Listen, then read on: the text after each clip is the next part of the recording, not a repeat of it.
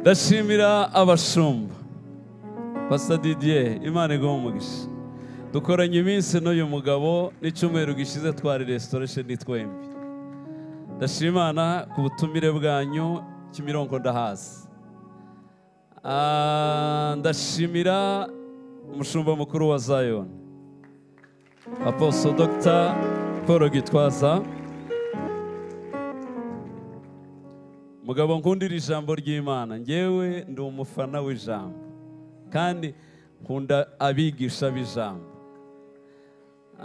kandi nzi n'amatorero akunda ijambo ndayazi nzi ko hano umwihariko waho muri abakunda ijambo cyane icyo nkibaziho bababwiye ngo basuke ijambo cyangwa basuke ibindi abizi ko mwahitamo ijambo hari andi matorero njyemo nkavuga ati aba rwose kubabwiriza ni ugutembagaza ibuye rizamuka tereka dupfe kugerageza ukaba uzi ko bikundira ibindi ushobora no kuririmba bikarangiriraho ariko nzi ko mukunda ijambo kubera ko ari ryo babaresheje abashumba bose ndabashimira nanjye nzasengera hano rimwe na rimwe nzantaye iwanje ngasanga ko barasengera hano babakurikira muri salo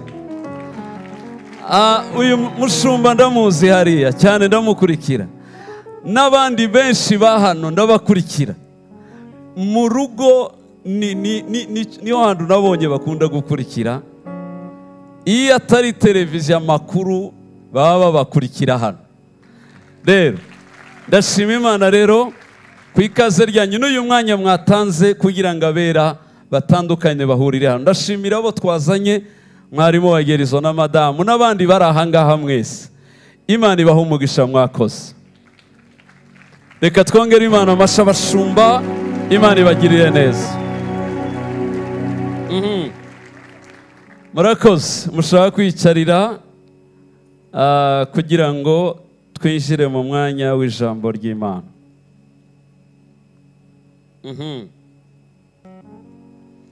imbere yawe n'ibyishimo bisa abamusenga ntacyo bazabura we nyabura Mana duhindukirire utwuzuzo rukundo we Mana yacu dukunda yera twoherereza abamarayika we twoherereza umwuka wawe Yesu Kristo wino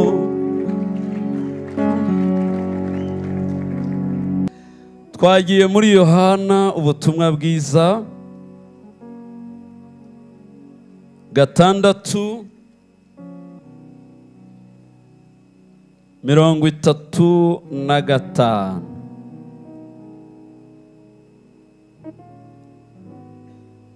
haravuga ngo Yesu arababwira ati ni nge mutsima w'ubugingo uza aho ndi ntazasonza na hato nunyizera ntabwo azagira inyota na hato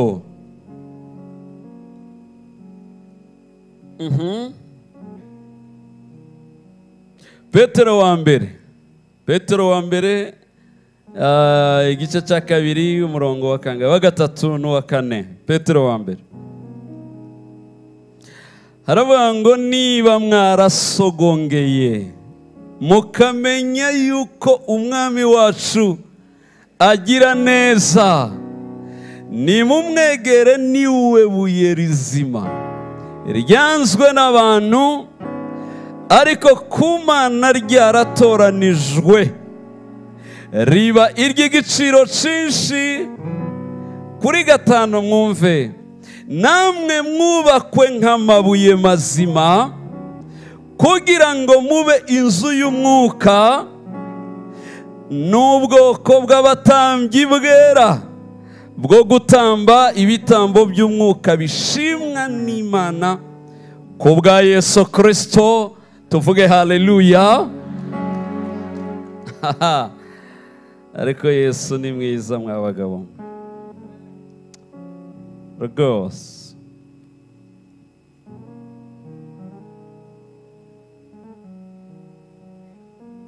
Bujumbura nazaga numva baririmba ngo uwo mugabo nanjye ndamwemera, uwo mugabo Yesu ndamwemera, ndamwemera pe.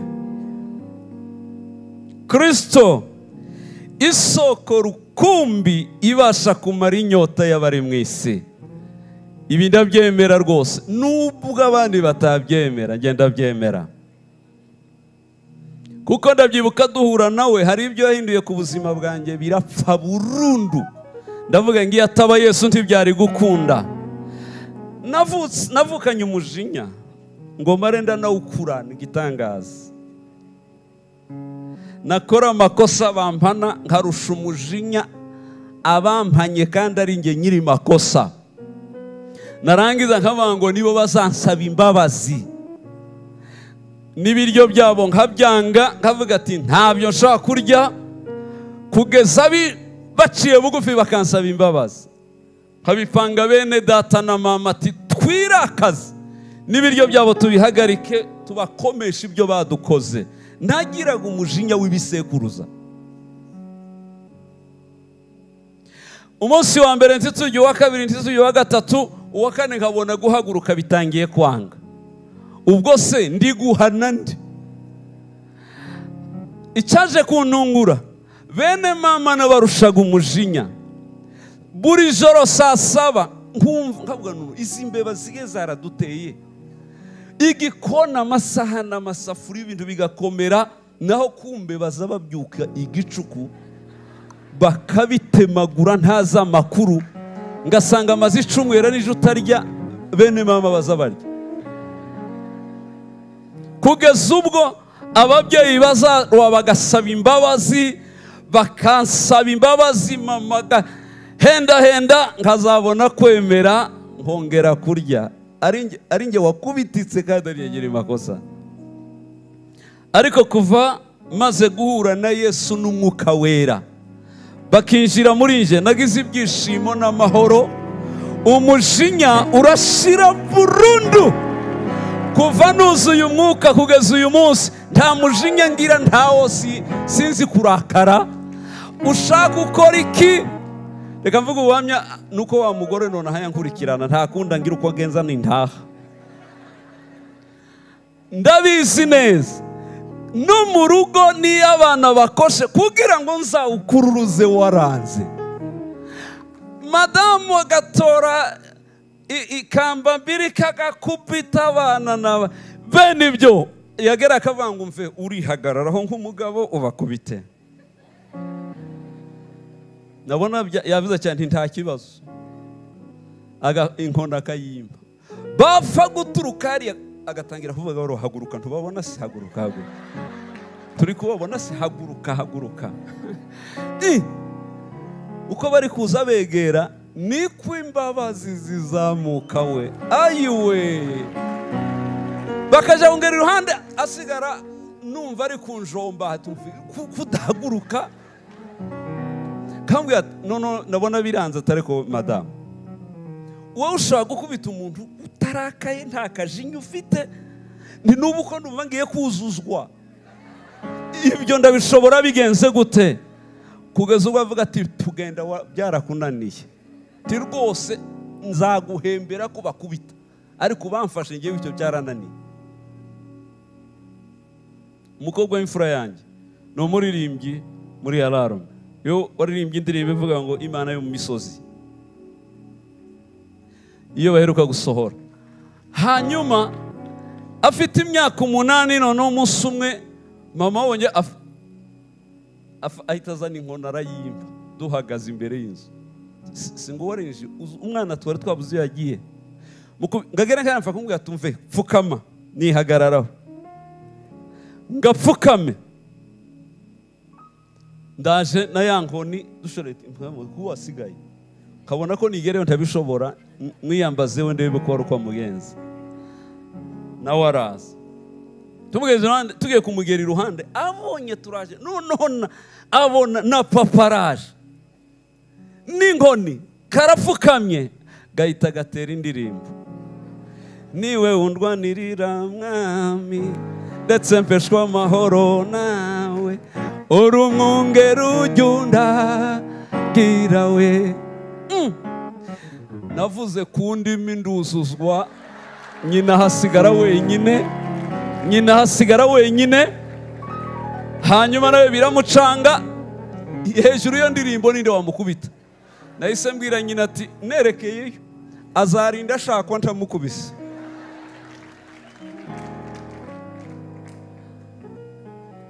Ndavuga iki? Iyo ataba Yesu Kristo wabikoze, ntabwo ari uko nari nteye muri kamere yanjye rwose, ariko Yesu amaze kuza tugahura yarabihinduye neza. Sostena bundi utandukanye n'uwo bari bazi. Madamu niwe wambwiye ati tugishakana barambwiye ngo umwitondeho agira umujinya. Abimbwira nyuma y'imyaka 7. Kw'imyaka 7 ishize utarakaye? Ndambwira tuzushima Imana uyu n'uwundi. Muranyumva tuvuge haleluya. Petero ati niba mwarasogongeye mukamenya ko uyu mwama aryoshe agira neza, aravuga ngo mumwegere cyane kuko ari we buye rizima ryanzwe n'abantu ariko ku Mana ryaratoranijwe. Aravuga ngo iri buye rifite igiciro cyinshi kandi kiremereye. Aha rero ngahita nibuka Yesu mu isezerano rya kera, uburyo Kristo ari we buye ryatanze amazi mu butayu.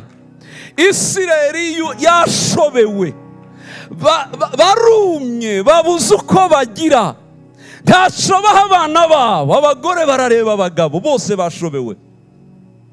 Imana ibwira Mose ngo hari urutare, genda wegera urwo rutare, hanyuma urukubite iyo nkoni, rutunga inkoni, urutare rurabaha amazi. Muri ubu butayu hari urutare. Yego, Kristo ni urutare rujya rwidepurasa, rushobora kuva ahantu rukajya ahandi, mukagendana narwo aho mugiye. Ngo barutunge inkoni, babona amazi atobotsemo.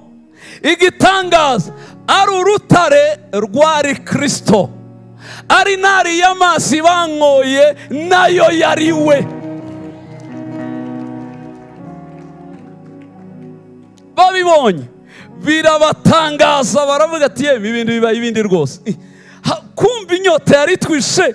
Nimubwire abanyarwanda bafite inyota ko urutare rutanga amazi ruracariho, rubasha kubamara inyota, ntaho rwaroye rurahari, ntiruteze no gukama. Ahubwo icyo ngundira Yesu, uko iminsi igenda niko agenda yongera uburyohe, niko agenda yongera imbaraga, niko agenda yongera ubwiza.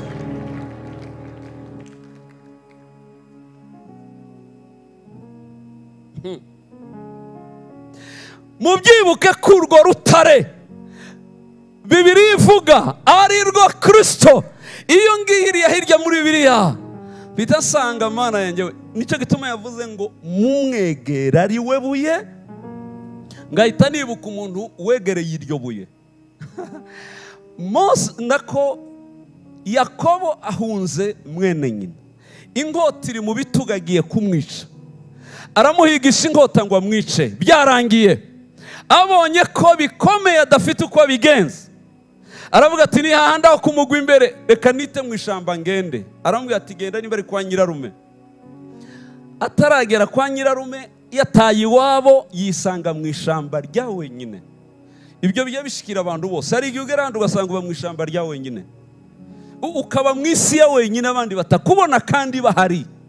Nyina arahari, Sara hari, bene wabo barahari ariko ntababona. Hari igihe bishikira umuntu ukababura bose bahari.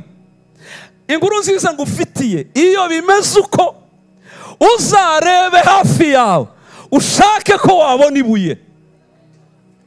Yakobo abonye ko abuze iwabo, nyina na se, abo mwene nyina muhiga kumwica, yisanze mu ishyamba rya wenyine, ibintu biramukomeranye. Yakobo icyo yakoze ni iki? Yahise avuga ati ubuse ndanaryama he n'ibiryo ntabyo mfite, ubuse basi simbona naho nakwitse ngo sinzire gato. Arashakisha giza cyabona ibuye, abonye iryo buye uri buye rizima yanzwe n'abubatsi, ariko kumana niryo ryatoranijwe. Zahora kwisunga ushobora byose, kuko imigambi yawe ari myiza kure. Mundiza amashiti yakomere Yesu. Ay ay ay ay Yesu.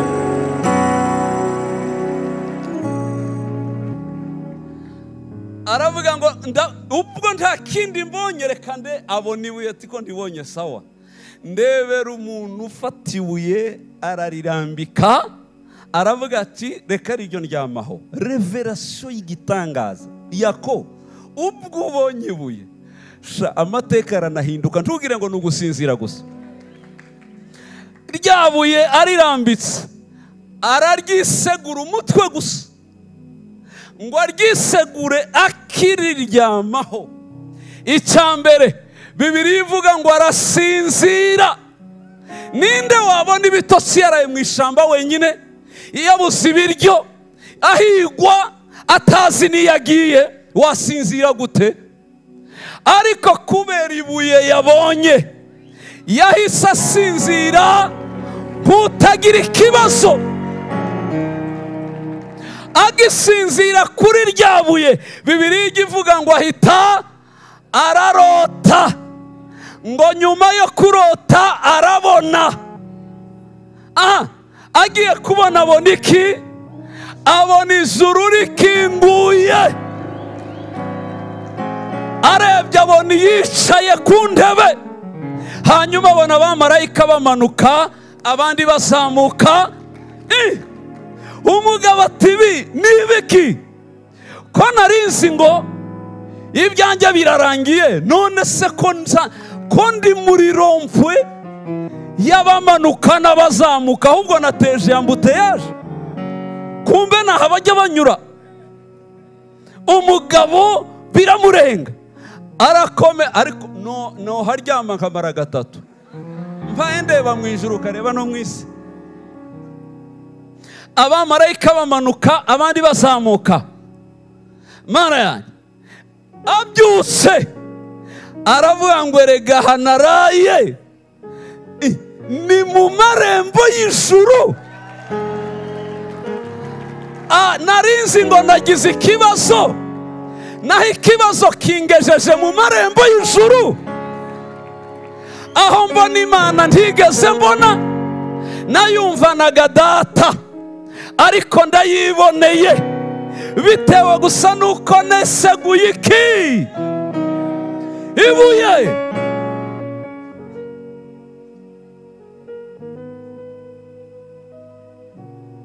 Nongera gusoma Bibiliya, ngasanga hari ahandi Bibiliya yerekana umugabo bita Mose. Yayishatse arayisenga ibishoboka byose. Mose agira amasengesho 3 yasenze antangaza mu buzima, ni nayo yamuhinduye icyo yari yarabaye Mose. Ni amasengesho nimba 43. Irya mbere nuko yabwiye Imana ngo ubanze unyibwire, menye uburiwe, sinshobora gukurikira umuntu ndazi. Ibibazo nahuye nabyo ni byinshi, unyibwire. Imana ati gute wowe wanyuzwe nuko no utaranyibwira ngo uyamaremo amazina yose, sindi buva. Imana iri mu ijambo atariko shanti woroshe urakomeye. Buri ikibazo benshi bagira nugukurikira iyo batazi, ariko uyizi wayimenye neza. Haba nubwo imiyaga yahuha, haba nubwo imiraba yasa, abandi muzagenda, ariko wazasigara yicaye muri Zayoni. Aha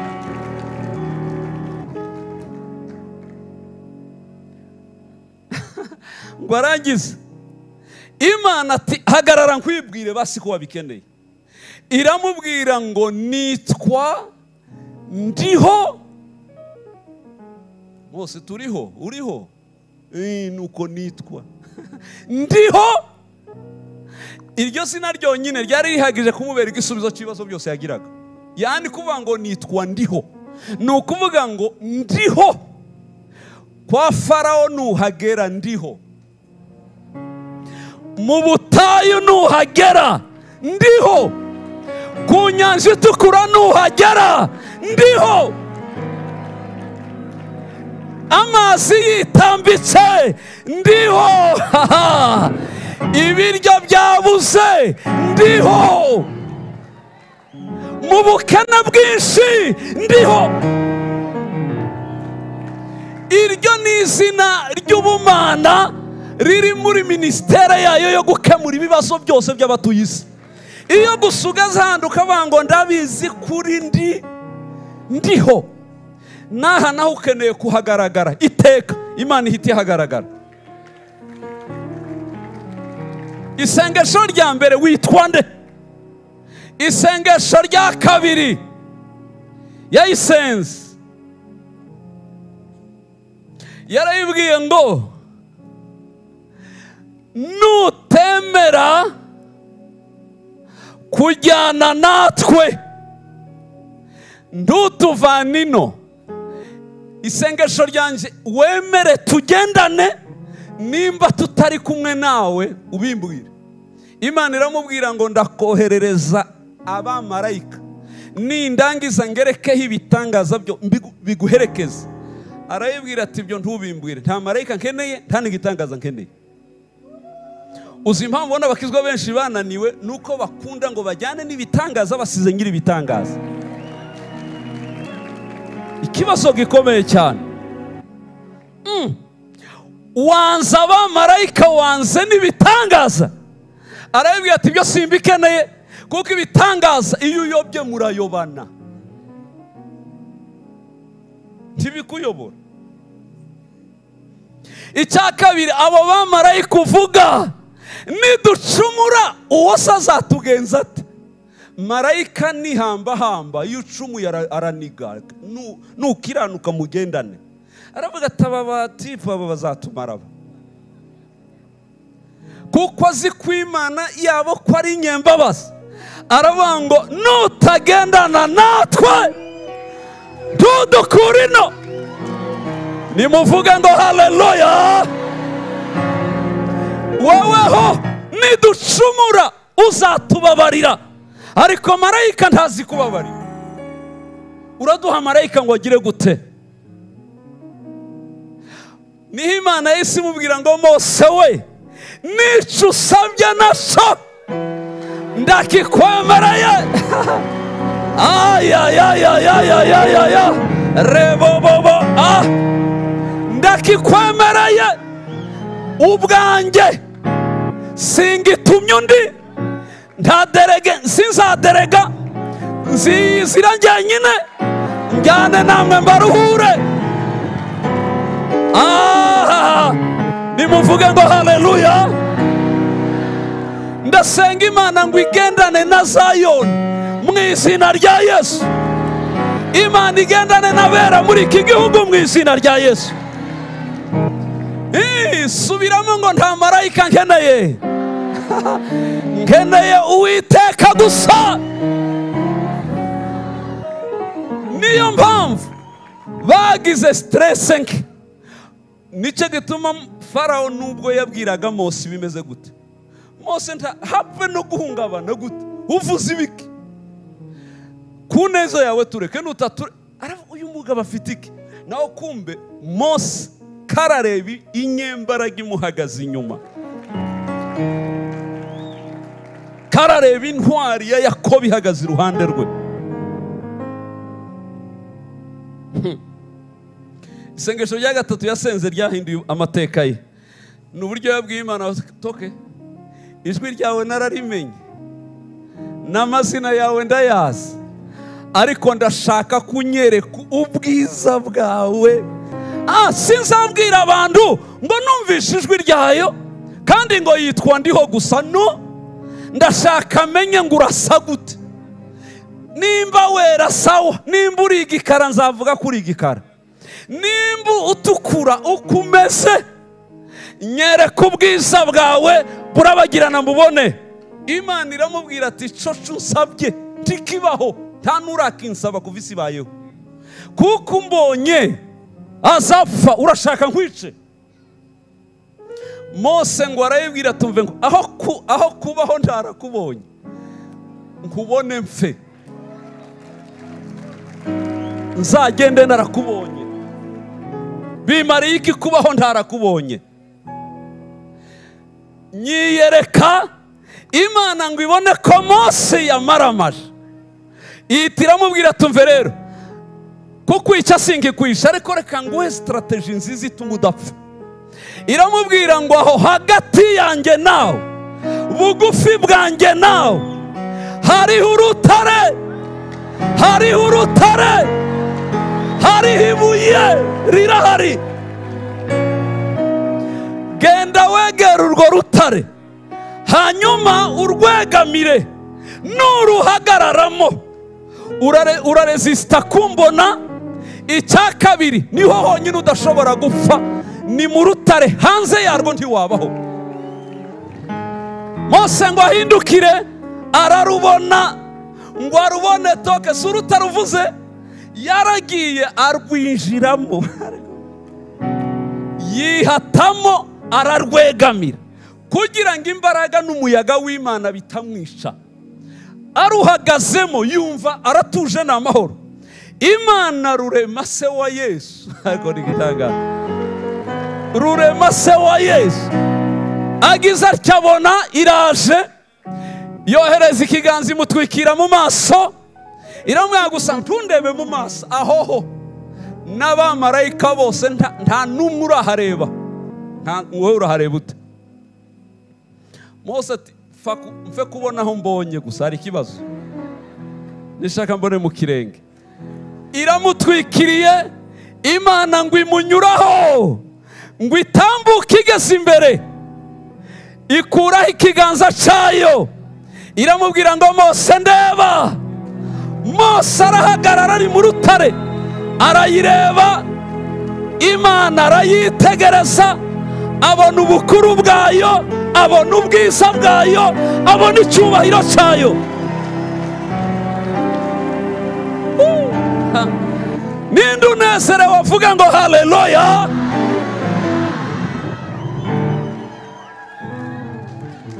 Arayibona amaso mu yandi. Nicyo cyatumye Mose aba umusazi mu isi yababayeho. Umuntu wayiboneye niki cyamuhinza umushitsi? No, uru rutare bavuga ko ari Kristo yarahagazemo. Reka mbabwire amakuru. Biriya bivuga iki? Nta wabona Imana mu isi, nta n'uzayibona adahagaze muri Kristo ngo ari hayireberamo. Tibibaho. Aho Imana yabonwaga gutya ni muri Edeni ya mbere itarasenyuka. Nyuma ya Edeni yasenyutse, Imana yarabirangije. Ikiremwa muntu kizongera kubona Imana uko gihagaze mu rutare, ariko Kristo. Hanze ya Yesu tibishoboka. Urutare rutuma ayireba neza.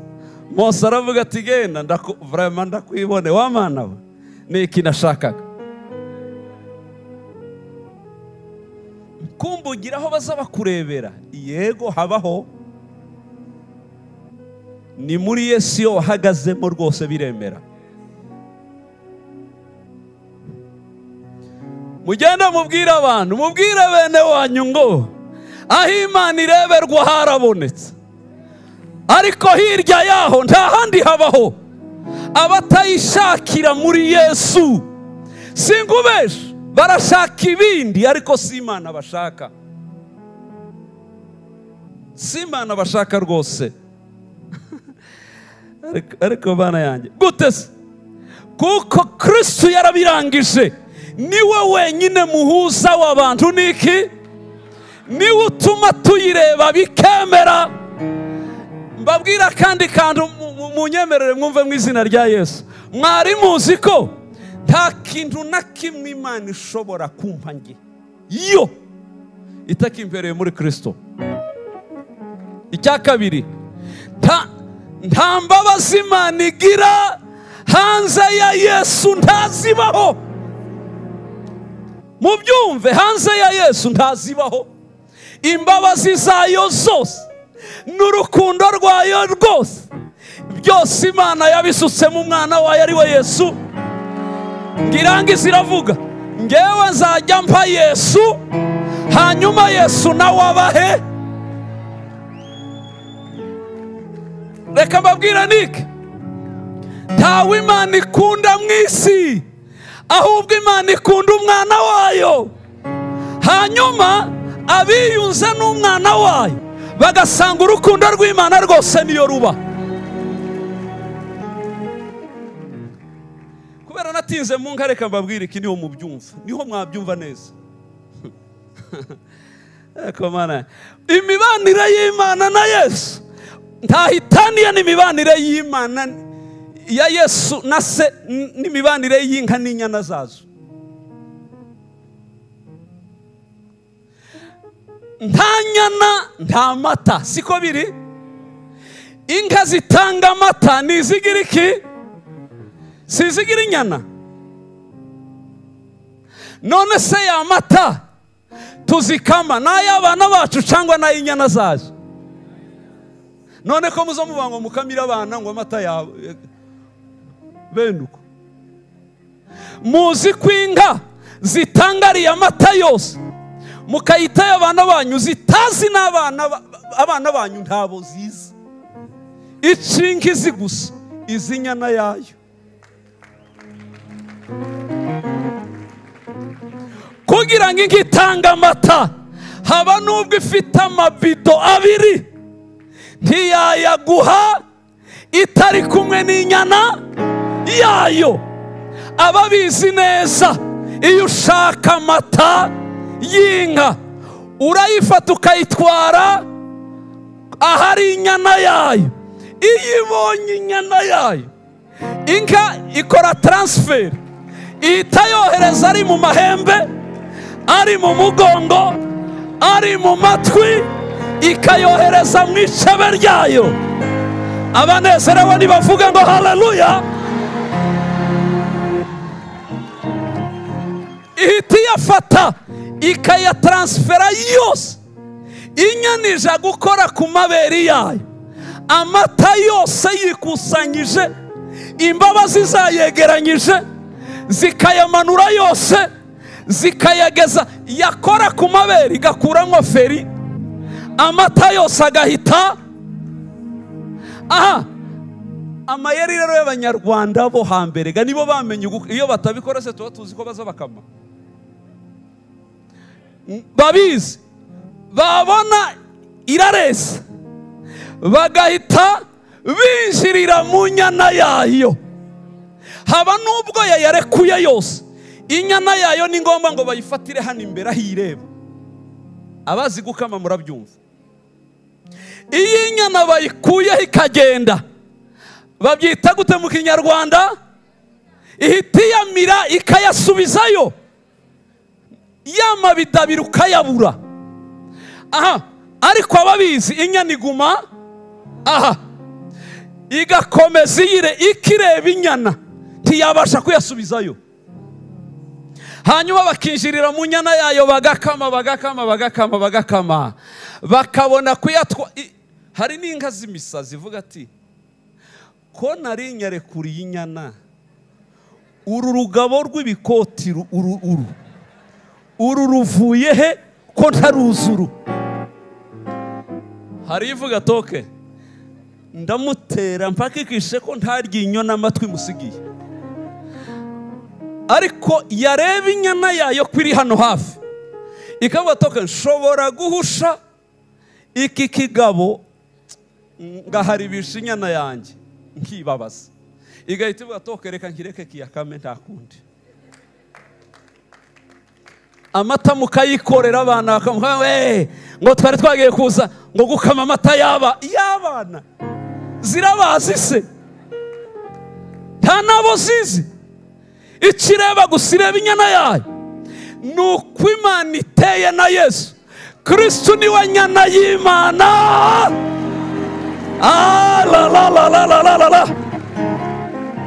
Kristo niwe nyana ya se. Imana yimbonanye na Yesu. Imana igireta ikarekura imigisha yose y'umwuka ikayohereza.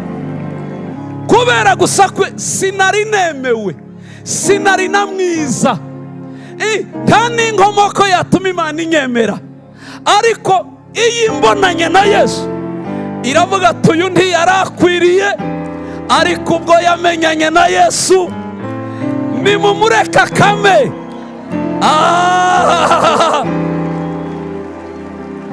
Mbwirira ukwegereye ngo twaje gukama, twaje gukama Data wa twese.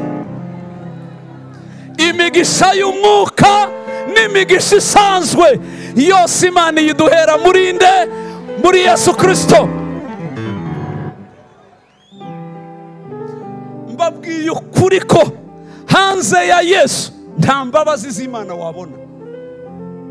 Hanze ya Yesu nta rukundo rwayo wabona. No, yarabifashe ibisuka muri we hadasigaye na kimwe. Iravuga ati abazabishaka bazabivomere muri we.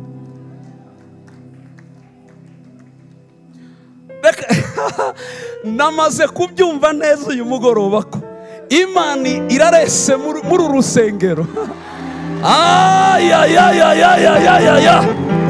Imana irarese muri uru rusengero.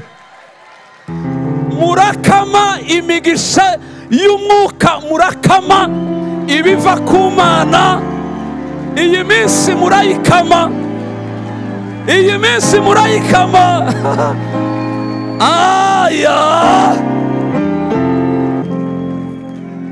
Abiteguye gukama iyi minsi ngahe hano murayikama, kuko Imana ndumva ijuru ryarese kugira ngo rigirire neza abantu bayo.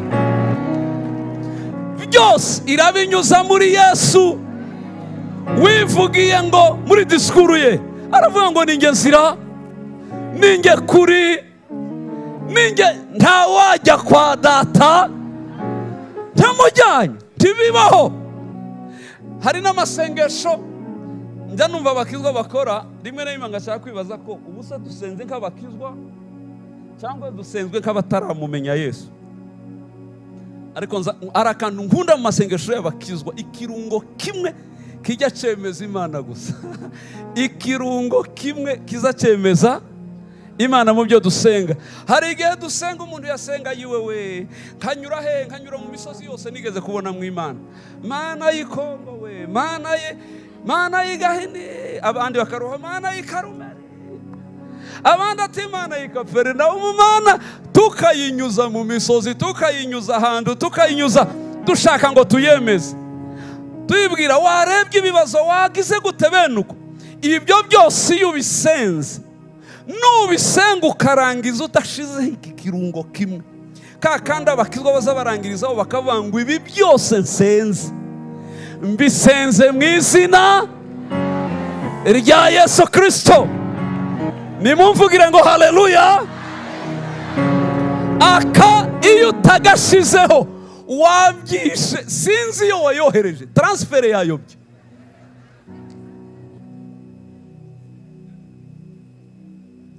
Ariko iyo uvuze ngo ibi byose wamana we, mvuze byo hirya nino mbisenze mu izina ry'umwana wawe Yesu Kristo, ubwo mba mfashe ibibazo byanje byose nkabifata nkabitransfera muri Yesu. Iyo bigeze muri Yesu abikorera ibintu bibiri.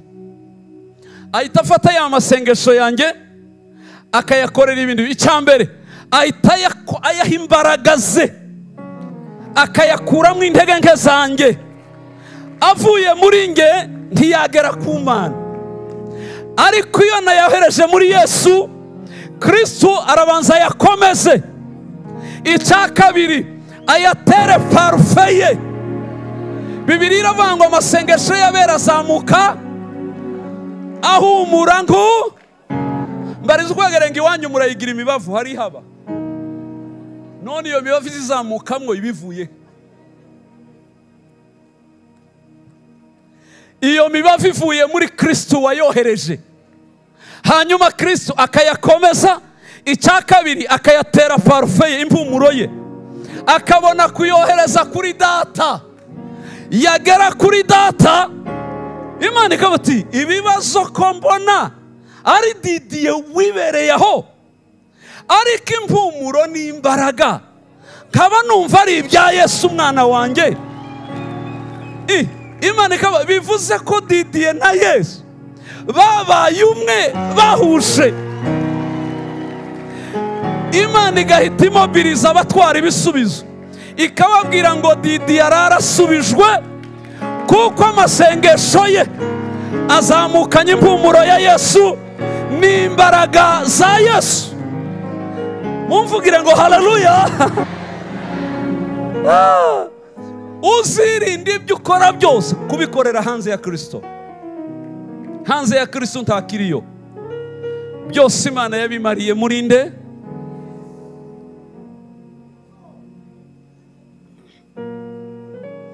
Nicyo gituma Petero bigendaniye, nicyo gituma yabyivugiye, niba mwaramusogongeye mukumva ko abaryoheye, mw'Abanyarwanda mwe mw'Abanyafurika mwe, nimumwegere, niwe buye rizima.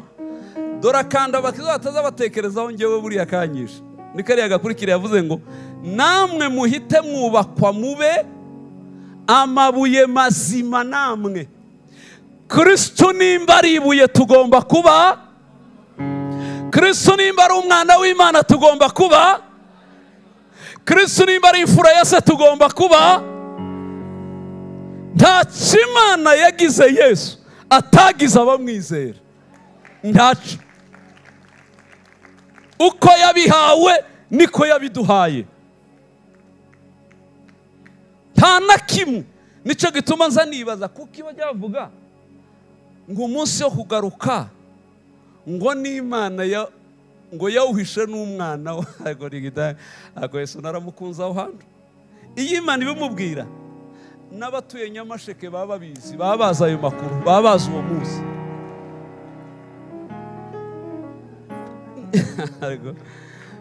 Nta Yesu wo birarana atabibwiye abera bamuneje ngo mutarame mutaha, atababwiye ngo nzaza kuwa gatatu. Tibishoboka. Bituma Imana iwumuhishira avuga ati uyu ni mumu, ndamubwira saa 2 saa 4 bose barabamenya amakuru.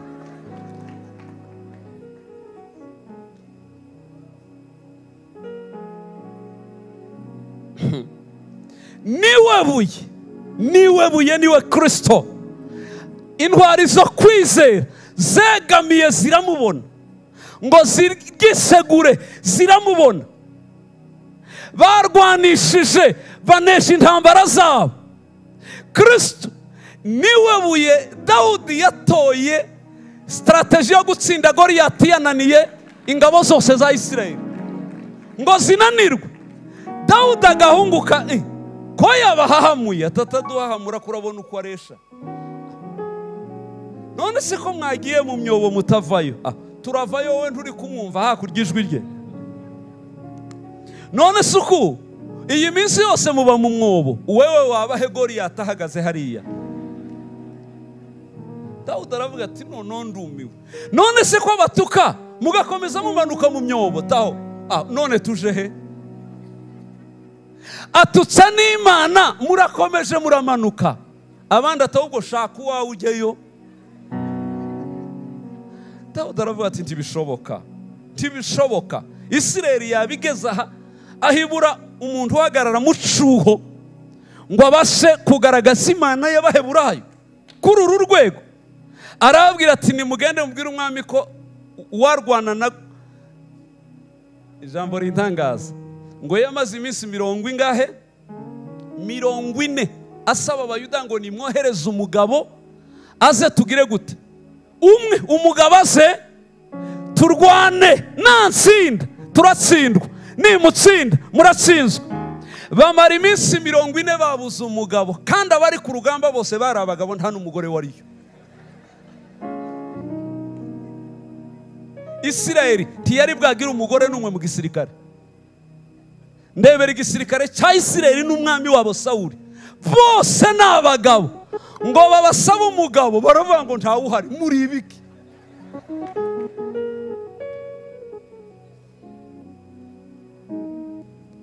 Bukeye babona haje agahungu kataruzuza amakondisiyo y'abagabo. Nta bwanwa afite, nta n'ipantaro yari yambaye, nta n'umugore yagiraga.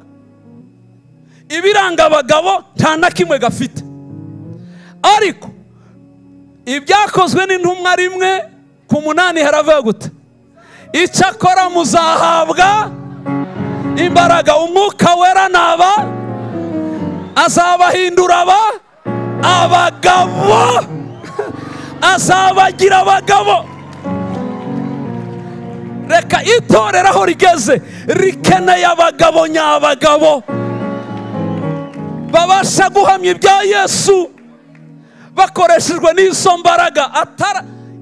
Buriya haba abagabo b'ubwanwa, hakaba n'abagabo b'abagore babo, hakaba n'abagabo b'imiryango y'iwabo. Iwabo ni umugabo, ariko handi ntumubaze. Ariko hakabaho n'abagabo nyabagabo bo guhamya, bamenya amakuru ya hariya, bamenya amakuru y'aho abandi batazi, bibitseho imbaraga zinesha ibyo abandi bananiwe kunesha. Tubwire Sawuli ngo umugabo yabonetse, genda mumubwire ngo umugabo yabonetse. Bamara ngo umugabo se ninde? Fa kumubwira ko umugabo yabonetse. Erega bariruka baramubwira ngo umugabo arabonetse. None bwira ingabo zive mu myobo zibe zotaka zuha, umugabo arabonetse. Arababwira ati nimwiruke mumuzane vuba, turebe uwo mugabo ubonetse, turebe ko yaturuhura turashize. Abona ingabo ziraje zicigatiye nde, bashoreye nde Dawudi, ngo bamugere imbere, akarenza amaso umugabo bazanye, akareba abantu bari inyuma. Kumugabo mutamwerekana aho ari he? Abandi aterega ntuturebeho nakagahagaza. Ubu mwese ibi bigabo muresha uku nakamushoreye. Uyu niwe mugabo wabonetse, niwe wabyivugiye, ntutubaze bimubaze. Ngo umwami aragahindukirana arakabaza, niwe wabivuze? Karamubwira ngo ninjye wabivuze. Ndamurwanya uriya Mufilisitiya, ninjye wabivuze. Gute se? Goliyati nako Sawuli akora ibishoboka byose ngo ace intege Dawudi, kandi Dawudi agiye kurwanirira nde? Sawuli. Uramenye ntugacibwe intege nawe ugirira neza, uzakomeze utitaye ku byo bakoze, uzakomeze. Sawuli akabwira we, bakubwiye umwanzi wacu ko aresha, akande tibambwiye ko asumba abagabo bose, ibyo nacumvise. Bakubwiye ko ari runini rushaka kuruta abagabo 3 bateranyije. Nyumvira Sawuli ubwira umurwanirira ubwinshi bw'imbaraga z'umwanzi we, aho kwitonda ngo amubwire ubwinshi bw'imbaraga z'Imana yabo bizera. Iyo umuntu yageze muri kategori yihahamuka ryo mu mwuka, azabona ubwinshi bw'imbaraga z'abanzi gusa, ku rwego atakimenya ko Imana izigira. Hanyuma hego ndabizi ko ari runini kandi ko ari rurerure. None se hari zana seve yawe yivuge twumve. Arayivuga se Dawudi arayigira, agira seve ivuye. Ngo aje kumbwira ngo naragiraga abana bi, ndebera muri eta majoro ya Sawuli ukazana mwabana bihene. Naragiraga abana bi Sawuli atari ko no turashize. Uko akakandu hari mwene waburaha. Ngwego barahari baba general Eliyabu nimba ari na Shama tibarahari. Nimubahamagare baza. Nabo bari bakirukanye ngo gatahe. Tibamenye igihe kageze imbere y'umwami. Kuko abanyamwuka baza banyura mu nzira. nimumvugire ngo haleluya. Ay kagezeyo gute? Barababwira ngo muze, karumuna kanyu gahagaze imbere y'u. Kagezeyo gate niho gahagaze, umwami arabahamagaje. Bagiye batitira ngo bagiye kuhagera, kabwira umwami ati njya kubaho, seveyo ntayo mfite rwose, ariko kimwe conzi, hari iminsi nahuye n'ibihanda bikomeye Imana ya Isirayeli iranyiyereka. Nahuye n'idubu rigiye gufata umwana w'intama, narahagaze idubu ndayishwanyaguza mbishobojwe n'imbaraga z'Imana. Bukeye intare iraza nayo ndayisha. Umwami ati hagarika, stop. Arahagarika. Abakuru be baragera hano, abandi ati bahageze. Niba banze bemeze ibyo bintu kano kantu murabona ko ruriya rubavu ni hagati y'imyaka 14 na 17 niyo yarafite. Aka kandi bikara bikoze kweli ngo babaze bakuru be bari he? Ati turahari.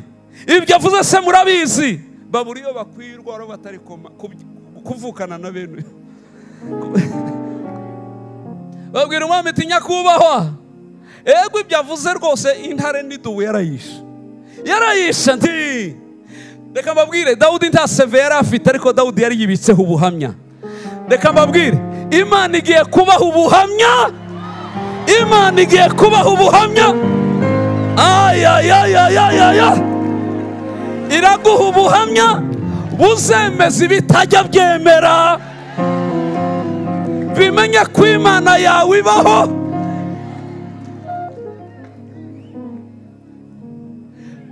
Bari banze kubyemera, bemezwa n'ubuhamya bwa Dawudi. Reka mbabwire, iyi Imana ikora ibitangaza mu bantu bayo, si ikindi bishaka. Irashaka gusa byemeza batemera ko bariya bagira Imana. Ndahanuye mu izina rya Yesu, uyu mwaka nturangira Uwiteka atagukozeho ikintu kizagusigira ubuhamya. Reba mfariga. Ubuhamya gusa buzemeza batemera ko Imana yawe ibaho.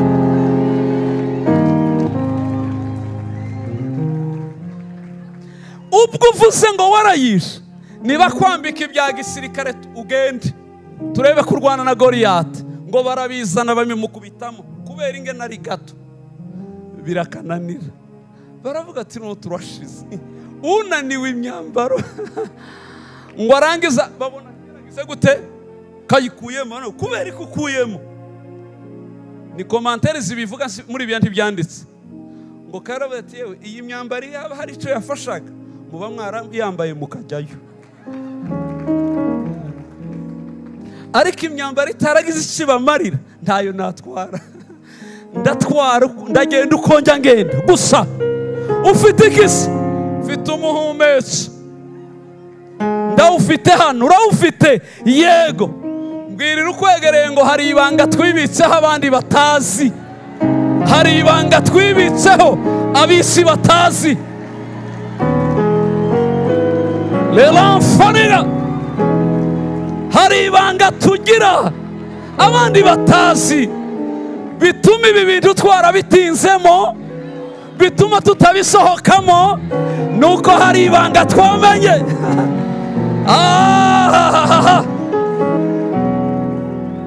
Arabandi mundeka ahubwo mwantindiye bene ukarabatoke. Njyewe nari nkugira inama ko ari rurerure, kandi Dawudi atayiwe urakoze kurumbwira we. Ubwo ari runini rurerure sawa, sinzaruhusha we, aho ni sawa. Arambwira ati ni umurwanyi wa kera wamenye. Ati icyo cyararushe, naho ngewe sindata ndi mutaraga, ndi muzima, nge ndahera none naho cyo cyararushe. Ibyo babwira Dawudi byose bimuca intege, nibyo byamwankurajije kurusha ibindi byose. Niko abanyamwuka babayeho. Ibi bitanga irindi somo rirenze uko babibonaga. Nimundeke mwantindiye rero batoke ngahegenda ngo bagende. Baravuga ati yembe tube twota izuba mwanya kagiye. Kameme ntacyo badutwara bataragahitana. Bose bava mu ndake zabo bicara hanze. Dawudi agira gute? Dawudi ndamubona amanuka ngo na Goliyati agira ate aramanuka. Intambara yabo nyibona nga k'Ubufaransa buri muri Coupe du Monde hamwe n'abandi bandi harya. Ndabibagiwe. Buriya ngewe nzi Amavubi gusa. Kuby'inkino sinza ndenga Amavubi.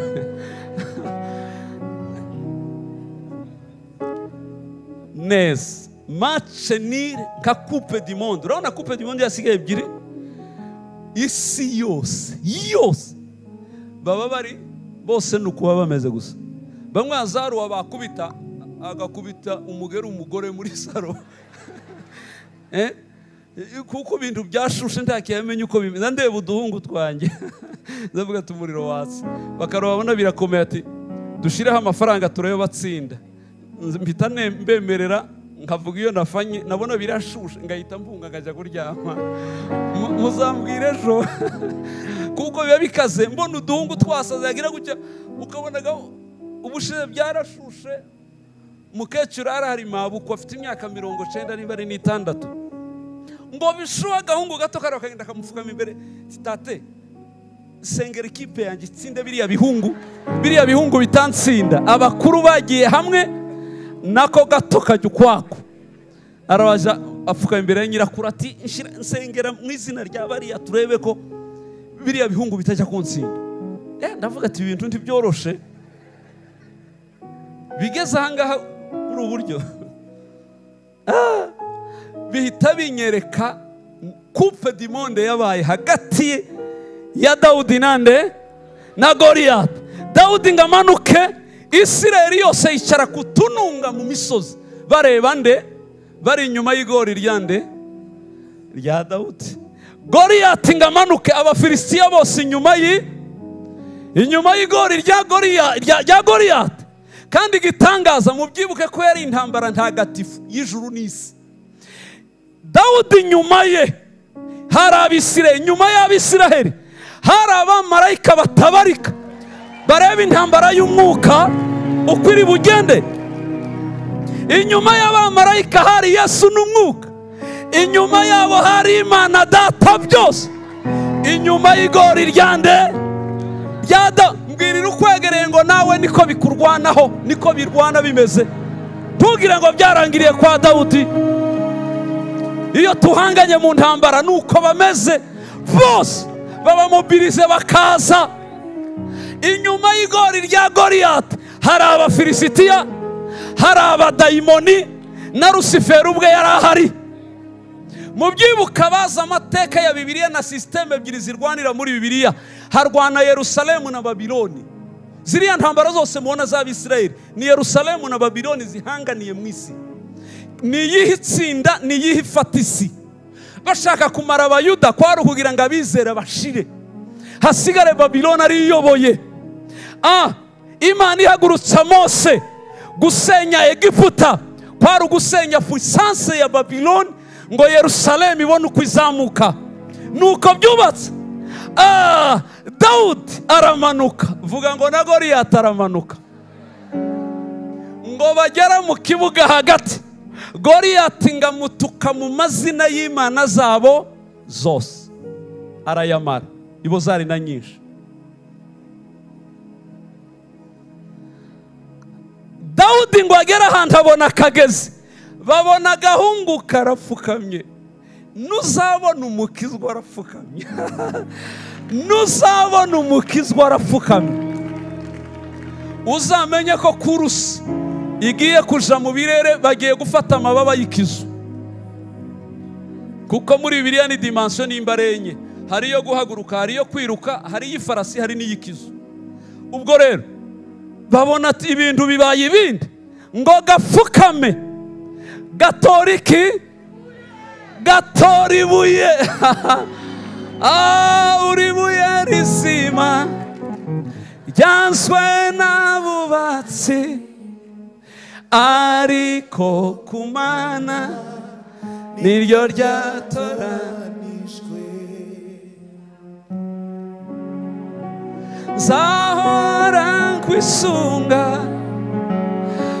ushobora byose kuko imigambi yawe ari myiza kure. Iryo buye turikomera amashyi. Haleluya. Ngo gatora ibuye atanu, yari atanu angana n'ibitabo bitanu bya Mose, kuko niyo Bibiliya bari bafite icyo gihe yonyine. Agira gute? Afata rya buye, babona akoze mu isaho, akuyemo umuhumetso, arazamuka. Goliyati nawe aramanuka ngo bahure mu kibaya. Goliyati aragatuka ngo arebe ko gatinya gasubireyo, habe yagatuka kakiruka. Aka kantu kameze gate? Aragatuka karamusatira, ngabone ko byanze. Goliyati yari afite umuwesikoti umutwaje amacumu. Goliyati akagira rimwe rinini, nimba ryari ripima ibiro 70 sinibutse. Hanyuma abonye ko kadasubirayo, kadahunga, abwira undi ati mba amacumu. Bibiliya ndivuga ngo yamuteye amacumu nudu, bya bindi bagasetse ngo uri gato azaguhitana. Karababwira ngo ubu buto buzatuma atamfasha, azayamara. Ubu buto amwanyura handa, amacumu yose arashira, asigarana rimwe. Goliyati karamwegera ngo kamwegere yose ayamaramo. Ngo ayamaremo nako kabona gufata ibuye rimwe karicomeka mu muhumetso, kandi regaraje y'umuhumetso ntibayikora ukumpagaze, bisaba ngo ugire gutya, siko? Agize atya atangira regaraje. Ntushobora gupfa gutera utabanje gukaraga, sibyo? Ubanza kugira gutya ngo gatangire kuzengurutsa. Ngo Goliyati aravuga ati babuze umugabo, noneho bazanye akamajesite. Nukuri kose dore ayo majesite. Uzi ko iyo turamye Imana hano isi y'umwijima igira ngo turi mu majesite, batazi ko urugamba rushushe rugeze kure, batazi ko ibintu bikomeye.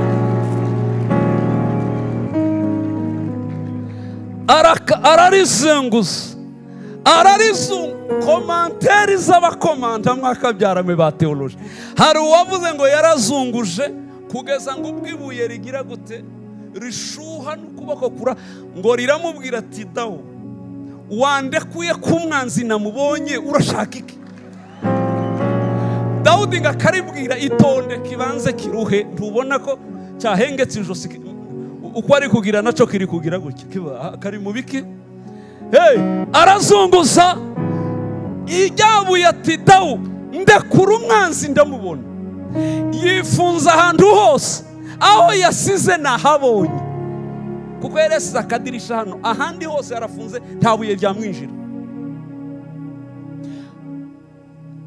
Riraruha ati nubwo wansubiza iriya, Goliyati ahari namubonye, nta cyambuza kugaruka ngo mukwicire, ndekura gusa. Dawudi atariki iyo witonze, arabanza agira ate? Muze mwanza mutinde mu kuramya we, mwanze mutinde mu guhimbaza. Gukomera n'imbaraga n'ibya Yesu, cyubahiro no kunesha nabyo ni tangiriro n'iherezo ubitegeka, arakomeye. Twese tuvuge gukomera we, gukomera n'imbaraga n'ibya Yesu, cyubahiro no kunesha nabyo nibye, tangiriro n'iherezo ubitegeka, arakomeye. Gukomera we, gukomera n'imbaraga n'ibya Yesu, cyubahiro no kunesha nabyo nibye, tangiriro n'iherezo ubitegeka, arakomeye.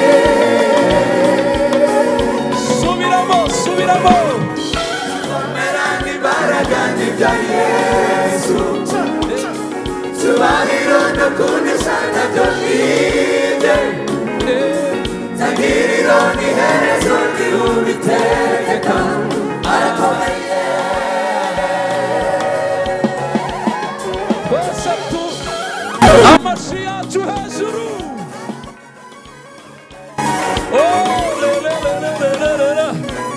Rakamfoniga. Yes. Abanezerewe nibavuge ngo haleluya. Ngahe zunguza noneho. Nimba udafite Goliyati ureke, ariko ufite Goliyati wese ndashaka ko ukwezi kwa 10 n'ukwa 11 twambukana insinzi mu kwa 12. Ibuye rirahari ninde? Umuhumetso niki? N'ukwizera nako kurahari. Okay, asigaye rero ndebera Goliyati ukumaze iminsi ari imbere yawe. Simushaka kumubona ngo ndangize ukwezi umwaka urangire Goliyati agihari. No. Icya gatatu, ndashaka kumenya ko umugabo yabonetse. Ese hari abagabo babonetse? Yes. Umugabo wese nimba yabonetse agomba kuba afite umuhumetso, afite n'ibuye, hanyuma Goliyati agahinduka ubusa. Dawudi yarazunguje, arazengurutsa regraje, ibintu birakomeye. Mana, ndareba umusozi ukuri imbere nkumva uburakari bwera buranyishe. Ndareba bamwe barwaye nkumva ndashize. Ndareba bamwe bazengere. Ay ay ay ay ay ay. Arazengurutsa. Okay,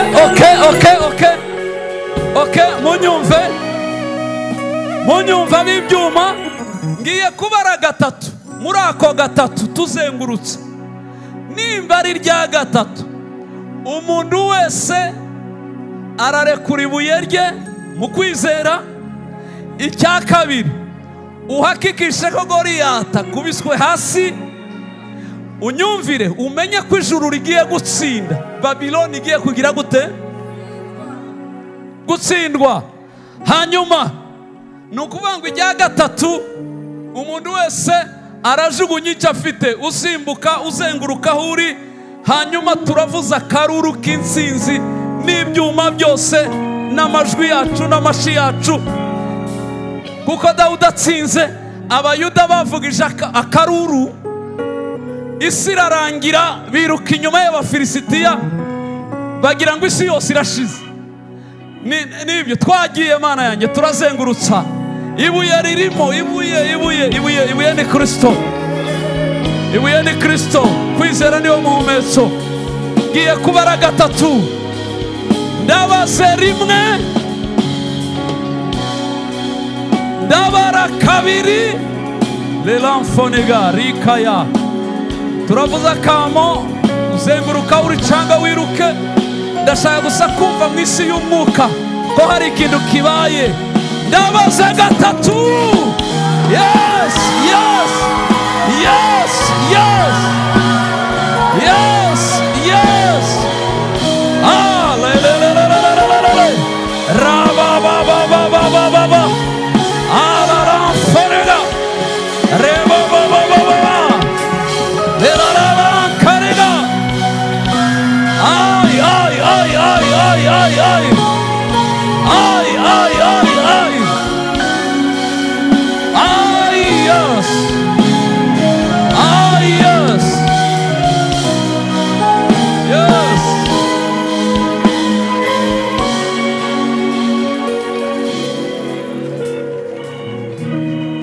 Ndasaba umuntu wese gutanga haleluya zitatu. Twagiye. Haleluya. Hallelujah! Hallelujah!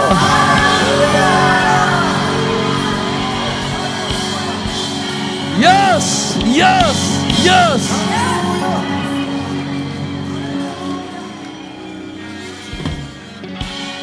Munyumve mbabwire, iri buye yari Kristo akemuye ikibazo burundu cananiye Abayuda. uwo Kristo niwe ubikoze uyu mugoroba muri Gatenga. Imana iranejeje ko mbonye ikimenyetso cy'ububyutse kikiri hejuru y'iri torero.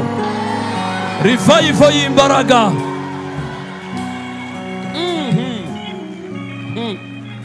Mana yanjye.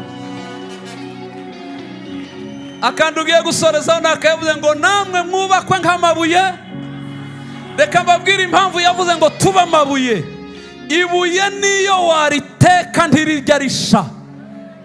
Ibuye barite mu mazi ntaca amazi azari. Ibuye nunarirakarira ukarijugunya mu kirere nirigaruka rirakumena. Timurahura n'abantu babajugunya bakoresheje imbaraga z'ibirozi n'ibindi bikaza kurangira ari babamenaguritse. Bababuriye ibuye riturirwa. Ibuye nurakara ngo urigonge niwe uzahasiga imodoka. Ibuye nuryanga ukabangoreka ndyirukane rive hano, uzaba urihaye umunyenga rigendana ritimi ikomeye. Ibuye niyo batwitse ishamba ibiti n'ibindi birasha, amabuye akagira gute? Akaba ari yasigara. Ikindi asigarana ni kimwe n'umwotsi gusa. Nabwo agatangira kuririmba indirimbo ngo dutegereje imvura we, dutegereje imvura we. Imvura y'umuhindo nimanuka nawe wa mwotsi uratuvaho, dusubire n'ubwiza twahoranye.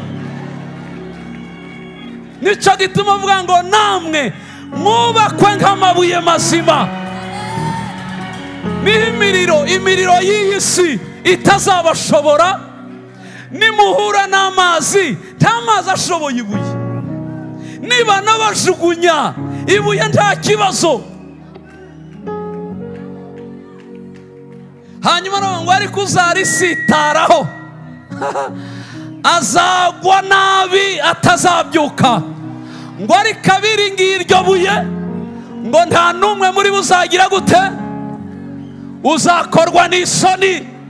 Nta soni zizababaho mu gihe cyose mugifashe ibuye.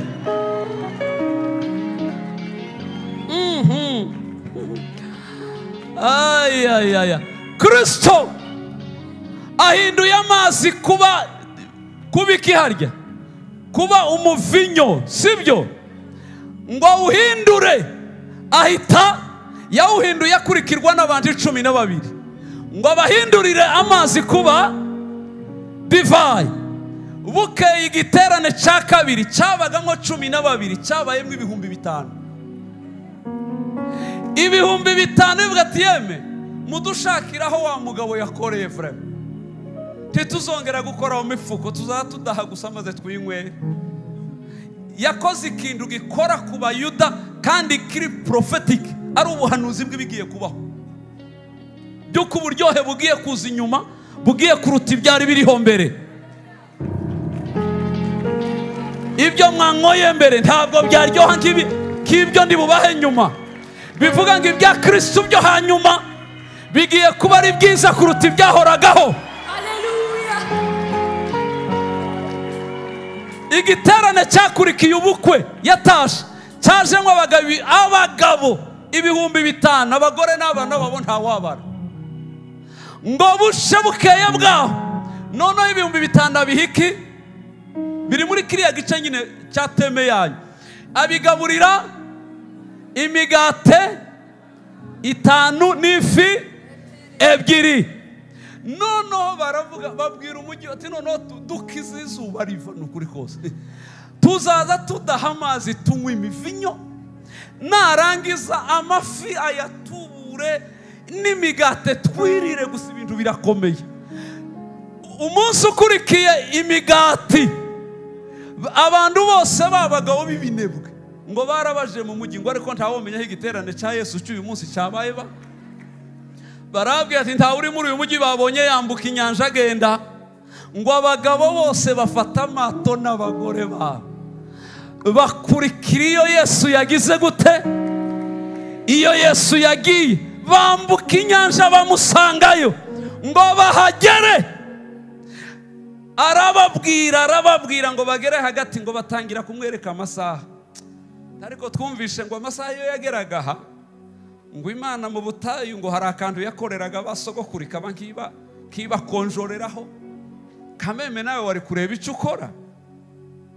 Ngarangiza arabahindukirana, arababwira ngo abariye manu bose hari ukiriho. Aravuga ngo urya ibiryo biriya arapfa. Nabahaye umuvinyo hari icyo nabashakagaho, mbaha imigate n'amafi hari icyo nabashakagaho. Uyu munsi ngiye kubaha ikiri special, kiri hejuru y'ibyo byose. Ninje mutsima wamanutse uva mu ijuru, utanga ubugingo. Unywa amazi muha, tazongera kugira inyota na rimwe. Nimwemere munywenge, mundye nije mutsima. Abatagira amaso y'umwuka ngo banyoranye inzara n'abagore babo. Noneho ibintu birapfuye, systeme yapfuye. Noneho havuze ko nta migate nta mivinyo, ngo turamurya ngo tunamunywe ubusa. Umugabo agahita abwira umugore ngo sheri, nubona ndengutse hariya umenye aho unyura, nawe uransangiriye epfo ku nyanja, turebe ko tubona dutahe hakiri kare. Yagiye kurangiza kubwiriza Yesu, ibihumbi byose byagize gute? Asigaranya batarenga 70. Ubwo hari abagore bari bamaze kwicomekamo abanyamwuka, n'abandi bageze kuri 70. Abandi bose ngo bone bagiye kubera ko bahaye ibiryo biruta ibiryo. Reka mbabwire, nico gituma mubona igice kinini cy'abatuye isi bahugiye mu biryo biriya bifatika. Ibiryo by'umwuka byarabananiye guhishurirwa. N'ubu bazabibaza impamvu muhora aha, ntibazi impamvu. Ariko hari icyo twamenye kiruta iby'isi ifite. Ahita arababara ngo ababare, nabahaye iby'imibiri murasara, none mbahaye iby'ubugingo muratorotse. Ahita areba babandi 70 barimo ba Petero, namwe mugiye kunsiga. Petero yari yamaze kudomekwa, n'abariya 12 bari badometswe.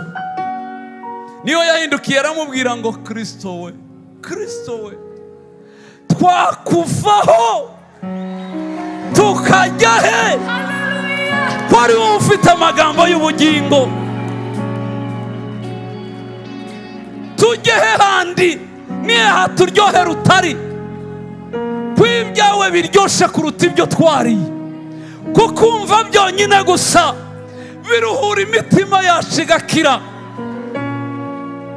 Ubushize hari umudokiteri najyanyeho umubyeyi wacu kuja kwivuza, ngamukubite mu bipimo byose, aravuga ati umukecuru ungana gutya ashaka kugira tension imeze uko ngiye uruhinja n'isukari n'ibiki gute, simbyumva. Mbita ndinjira mbasangamo, uyu ni mama w'uyu mukozi w'Imana, tuyuwe ndamuzi njya mubona. Tego mubwira Tego ni mama wanjye. Ata niho nkimenye impamvu. Aravuga ati ndabitoye, atuzi ko twagerageze hari abaganga nkanjye twabigizeho ubushakashatsi, dusanga abasenga nibo bafite umubare uri hasi w'abagira depression, kubera ko bibaremereye bafite aho babivuga bakabividura bakarira, kandi bakizera ko iyo babwiye bumva. Arambwira ngo ariko aba badasenga iyo bibacanze birabacanga nyine, baracanganyikirwa, ntibafite ikibahumuriza, baranabiceceka bigatutumba muri bo, ugasanga benshi amadepression yararenze. Nico gituma ngo ubyumva mu bazungu n'ahandi, ariko ahantu hari abasenga arambwira ngo bari hasi cyane, nibo bantu bafite nge, kubera ko bafite uko babivuga. Mana ya nimujya mubwira Yesu byose, ni inshuti ya bugufi.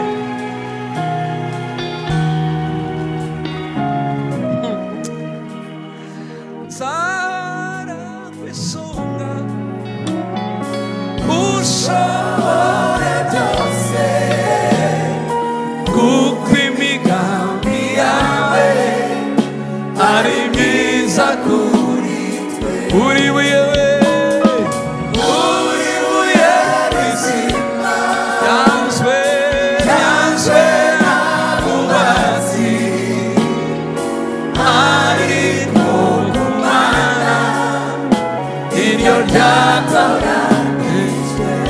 twese tuvuge ngo haleluya. Kristo niwe mazi amara inyota z'abari mu isi. Abataramwakira mwarakereje nimuze, abaruhura bakize. Nta handi simbabesha, ntaho muzabona haruhura umutima. Wahakura he? Ko Bibiliya ivuga ngo abaremwe bose ngo bararusha. Bibiliya ikavuga ngo n'imiyaga irarushe n'izuba rirarushe, kuko byaravuye bigira ngo biramarayo biranga. Ngo n'inzuzi zaratembye zizi ngo ziruzuza inyanja, inyanja yarazinaniye nayo igira icyo bitazi. Ariko ngaje kuvuga, aravuga ngo Kristo wenyine niwe bitaro biruhura bari mu isi, niwe gisubizo cy'isi ya none. Mumuzamure ibiganza tumusenge, tumwinginge kutumara inyota. Nimba hari umuntu utarakizwa we ahita nsanga hano imbere, aze yakire Yesu uyu mugoroba. Tugiye gusenga tumubwira ngo dukeneye ayo mazi. Umusamariya yaravuze ngo wampaye ayo mazi, automatique yahise ya transfera muri we. Saa sita yari maraya, saa saba yari evangeliste umanura bari mu mujyi bose akabagezaho Yesu ari. Reka mbabwire, harageze ku itorero risohoka hanze rwose. Zayoni umwaka umwe gusa mwasohoka, umwaka umwe iri mwarisenya, iri sinzi byaribaho. Umwaka umwe mwese musohotse mugahamya ngo mutegereje ngo manze mwige theology. Uriya mugore yayigiye he? Guhamya Yesu ndibisaba theology, ahubwo kwigisha abaremwe no kubahindurira nibyo bisaba kuba warizi bya Bibiliya. Ariko guhamya Yesu nuwahuye nawe wese, ni mumuhamye mumanura abantu baze. Ibyiza biri muri Zayoni ntimubigumane mwenyine. Zamura ikiganza dusenge. Mana, mu izina rya Yesu, ni wowe mbaraga zacu, ni wowe gakiza kacu. Uyu mugoro kora ikintu gisha kuri uyu muntu wabaye aha, abari buhakandagire muri iyi minsi yose kugeza ku cyumweru. Ijuru ribasukeho amazi y'ubugingo. Inyota zari mu bantu, ubukene bwari bubaremereye, indwara zabo, agahinda kabo, abafite ibikomere lile la foniga. Kora igitangaza Yesu we, duhaye amazi. Muri ibyo aravuga ngo Bwana unipe maji hayo nisiwe na kiu tena. Duhaye mazi, inyota ishire, duhinduke abera, buzuye ubumana muri bo, buzuye ubumana. Lela la la la la la la la la rekamforiga. Kora ibitangaza kuri aba bantu, ucagagura ingoyi. Ndabona uremye amateka ku bantu, ndabona uzuye abari basa n'abapfuye, ndabona ubohoye. Ndabona uzamuye abantu mu rwego rukomeye, ndabona utsindiye ibihanda byari imbere yabo. Ndabona Kristo ugaruye amateka masha, uzuye umuntu muremeye amateka masha. Ndabona ubwiza bwuzura inzu yawe. Yego, yego, yego, yego Yesu, yego Yesu, yego Yesu. Ugaruye ubwiza bukomeye, amasezerano ndabona ameneka, ayo wabwiye itorero n'abantu bawe. Lela mfoniga. La la la la la la la la. Ay ay ay Yesu, ay Yesu. Amazi y'ubugingo atembe, amazi y'ubugingo akiza, amazi y'ubugingo arema. Mu izina rya Yesu, mu izina rya Yesu, mu izina rya Yesu. Mumanika amaboko twese. data turakiriye ayo mazi, data turakiriye ubuzima busha. Ndabona amaboko ahawe inkota yo kunesha, ndabona amaboko ahawe inkota yo kunesha.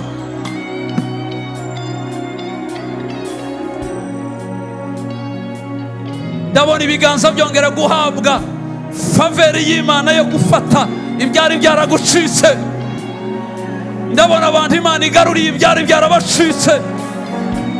Umaze igihe biguhunga, ariko ndabona bigaruka bigushaka.